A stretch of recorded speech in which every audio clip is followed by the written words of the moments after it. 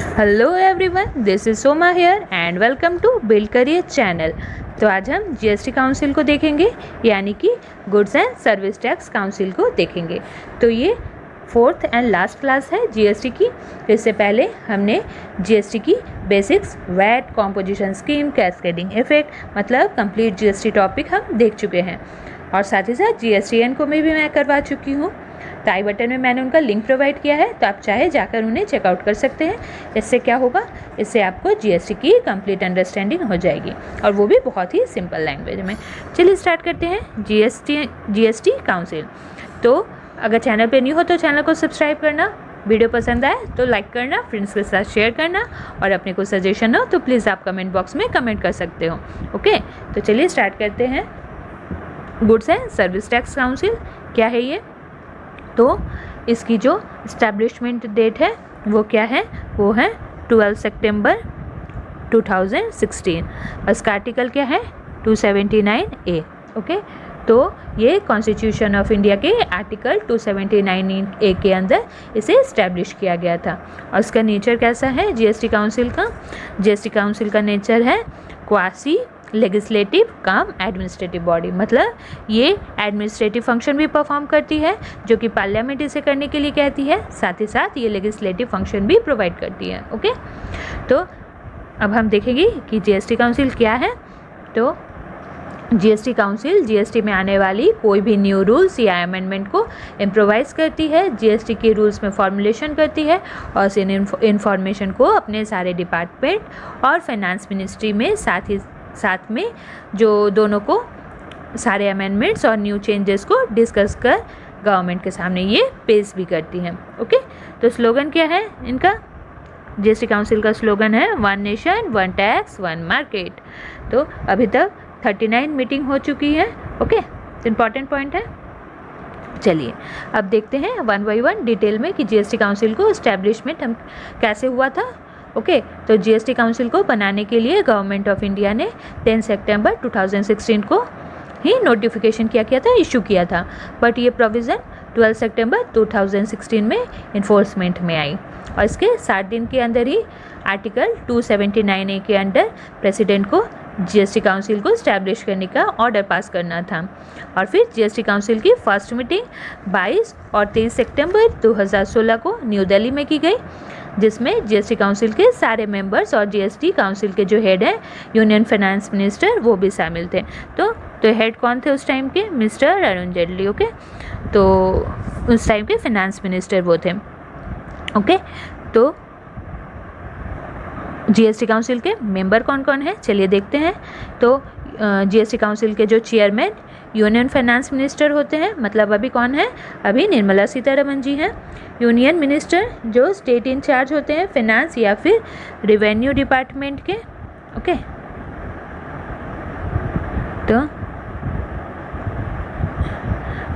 तो union minister of state in charge.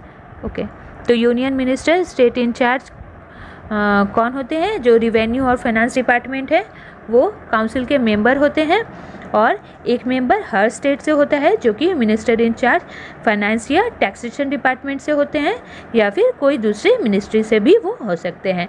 तो इनमें से कोई एक वाइस चेयरमैन होता है जीएसटी काउंसिल का, जो कि म्यूचुअली इलेक्शन या काउंसिल के चुनाव के थ्रू चुना जाता है। ओके, तो चलिए अब नेक्स्ट स्लाइड को देखते हैं। Why GST council was needed? GST council को क्यों बनाया गया था, बट उसकी बनाने की ज़रूरत क्यों पड़ी? तो इसे इसीलिए बनाया गया क्योंकि ये जीएसटी की एक गवर्निंग बॉडी है जो इम्प्लीमेंट करती है जीएसटी की रूल्स और गाइडलाइंस को ऑल ओवर इंडिया में। और क्या करती है? इसकी ड्यूटी है इंपॉर्टेंट डिसीजन लेना जीएसटी से रिलेटेड, और जीएसटी काउंसिल ऑथराइज्ड है टैक्स स्लैब को डिसाइड करती है जीएसटी रिलेटेड। और ये जो रिटर्न फाइलिंग की डेडलाइंस है, जो स्पेशल एग्जम्पशंस बनाए गए हैं कुछ प्रोडक्ट्स को लेकर या फिर कुछ स्टेट्स को लेकर, तो ये सब काम क्या कौन डिसाइड करता है? ये जीएसटी काउंसिल डिसाइड करती है। जीएसटी काउंसिल ये भी इंश्योर करती है कि सारे कंट्री में एक uniform goods and service tax apply हो। ओके, तो चलिए ड्यूटीज़ देखते हैं, जीएसटी काउंसिल की ड्यूटीज़ क्या क्या हैं। ड्यूटीज़ वैसे तो फंक्शन ही है, लेकिन मैंने इसको अलग से आपके लिए पॉइंट आउट भी किया है और डिटेल में हम नेक्स्ट स्लाइड में देखने वाले हैं। तो जीएसटी काउंसिल रिकमेंडेशन है, जीएसटी काउंसिल मीटिंग। चलिए देखते क्या है जीएसटी काउंसिल रिकमेंडेशन। तो ये अकॉर्डिंग टू आर्टिकल 279A(4) ये कहता है कि जीएसटी काउंसिल की ये ड्यूटी है कि वो यूनियन गवर्नमेंट और साथ ही साथ स्टेट गवर्नमेंट को भी रिकमेंड करे। ओके, तो यहाँ पे स्पेस कम है, इसीलिए मैं ज़्यादा यहाँ पे नोट डाउन नहीं करूँगी, क्योंकि अगर मैंने पॉइंट किया तो यहाँ पे आपको प्रॉब्लम हो जाएगी देखने में स्लाइड्स को, इसीलिए मैं इतना ज़्यादा कुछ करने वाली नहीं हूँ, मैं आपको समझा रही हूँ बस, नहीं तो यहाँ पे पूरा गिच पिच हो जाएगा। ओके, चलिए। तो जीएसटी काउंसिल रिकमेंड करती है यूनियन गवर्नमेंट और स्टेट गवर्नमेंट को, और काउंसिल क्या करती है, काउंसिल को जीएसटी की रेट्स और इससे रिलेटेड लॉज और प्रिंसिपल्स जहाँ पर सप्लाई हो रहे हैं इनको भी डिसाइड करना होता है। ये थ्रेशोल्ड लिमिट को भी डिसाइड करती है और इन्हें रिकमेंड भी करती है, और कोई अगर नेचुरल कैलेमिटी की सिचुएशन आ जाए और उस टाइम पर फाइनेंशियल क्राइसिस हो तो स्पेशल जीएसटी रेट्स अप्लाई करती है।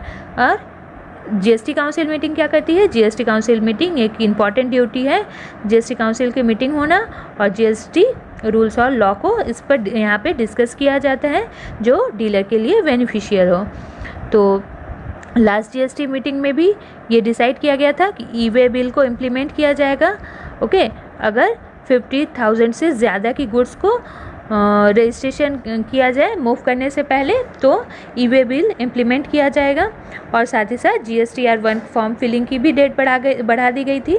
साथ में एंटी प्रॉफिटियरिंग स्क्रीनिंग कमेटी को भी सेटअप किया गया था।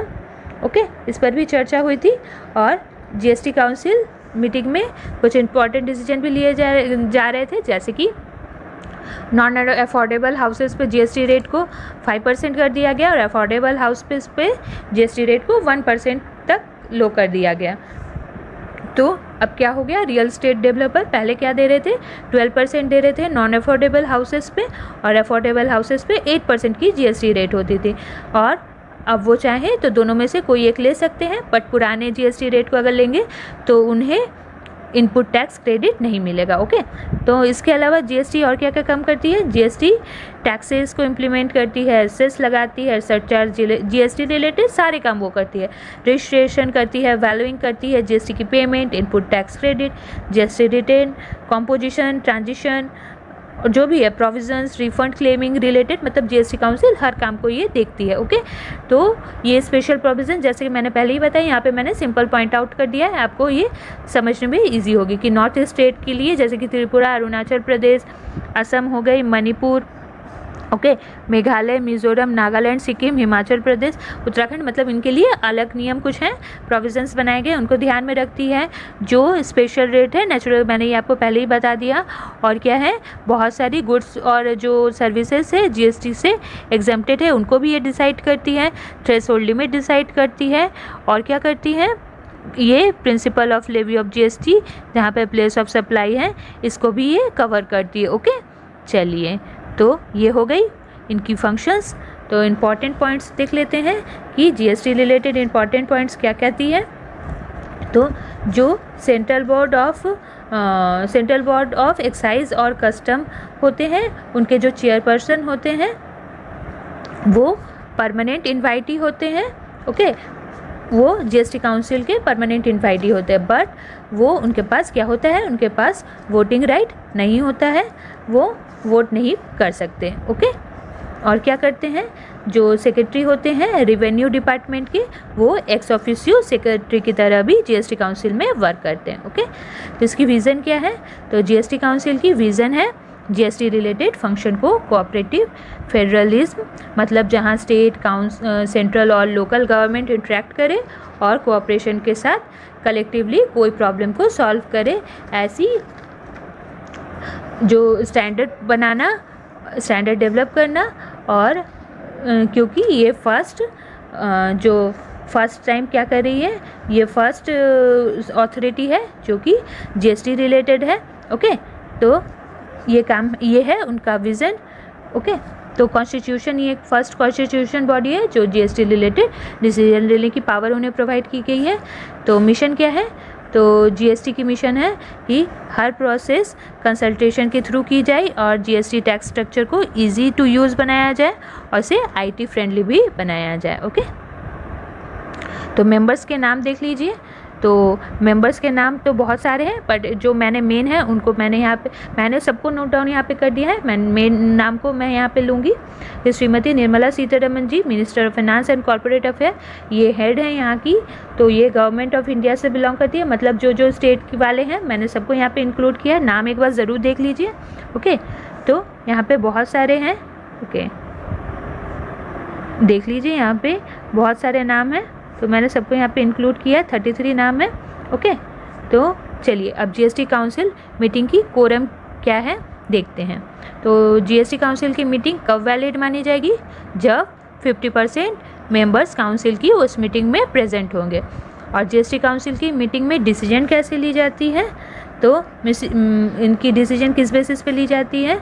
तो इसमें जो वोटिंग होती है उसको मीटिंग में प्रेजेंट मेंबर्स के 75% वेटेज वोट होते हैं किसी टॉपिक पर।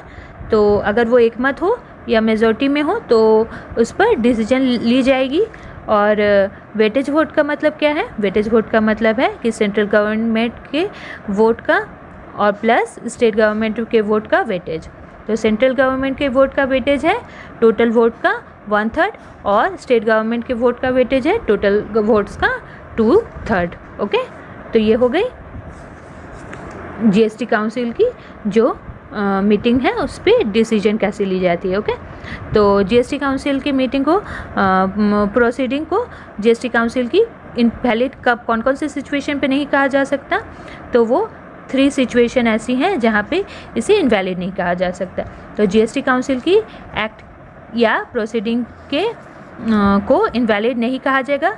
कौन से वो 3 सिचुएशन है, चलिए देखते हैं। तो फर्स्ट सिचुएशन है अगर जीएसटी काउंसिल में कोई पोजीशन खाली हो या कोई पोस्ट खाली हो या फिर काउंसिल के कॉन्स्टिट्यूशन में कुछ डिफेक्ट हो तो इसे इनवैलिड नहीं माना जाएगा उस डिसीजन में अगर कुछ डिसीजन ली गई हो। और सेकंड क्या है सिचुएशन, अगर किसी काउंसिल के मेंबर का जो अपॉइंटमेंट हुआ है बट उसमें कुछ डिफेक्ट है तो भी ये इनवैलिड उस टाइम डिसीजन लेने पर इनवैलिड नहीं माना जाएगा। और थर्ड है अगर कोई प्रोसीजरल नॉन कंप्लाइंस हो। नॉन कंप्लाइंस मतलब अनियमितता, यानी कि इनरेगुलरिटी या फिर नियमितता होना। ओके, तो ये सारी सिचुएशन है तो क्या होगा, इसे इनवैलिड डिक्लेयर नहीं किया जाएगा कोई प्रोसीडिंग या एक्ट को। ओके, तो dispute handling by the GST council.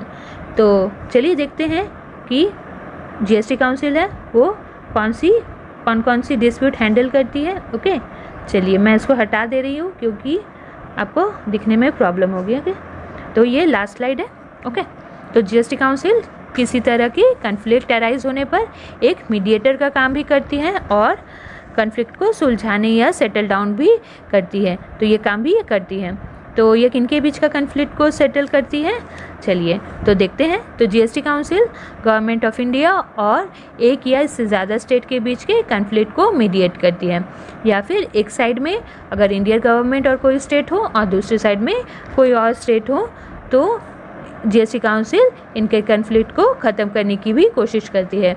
या फिर 2 या इससे ज़्यादा स्टेट हो और उनके बीच कोई प्रॉब्लम हो रही हो तो इनके कन्फ्लिक्ट को भी ये सेटल डाउन करती है। तो मैंने जीएसटी काउंसिल को भी कंप्लीट कर दिया। तो आई होप कि आपको ये क्लास अच्छी लगी होगी। तो जीएसटी कंप्लीट हो चुकी है। तो प्लीज़ अगर पसंद आए तो एक लाइक करना, फ्रेंड्स के साथ शेयर करना और चैनल पे नहीं हो तो चैनल को सब्सक्राइब करना। Thank you for watching.